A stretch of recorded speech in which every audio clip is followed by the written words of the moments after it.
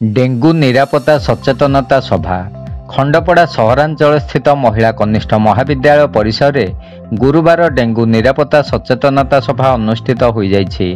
खंडपड़ा विज्ञापित अंचल परिषद आनुकूल्य रे आयोजित कार्यक्रम रे युक्त 2 प्रथम वर्ष कलार शताधिक छात्री अंशग्रहण करथिले।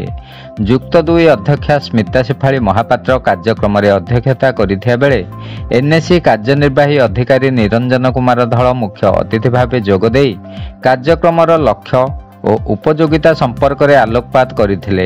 Raghunath Sethi city mission manager Devraj Khuntia परिमल विभाग राजेश प्रधान प्रमुख जोग देई एने क्विज प्रतियोगिता परिचालना करथिले। अध्यापिका कृष्णप्रिया महांती विश्वभारती महारणा निरुपमा प्रधान समेत अन्यान्य अध्यापक अध्यापिका एवं कर्मचारी माने अंशग्रहण करथिले। अनुष्ठित क्विज प्रतियोगितार कृति प्रतियोगी मानकु पुरस्कार वितरण करा जायथिला।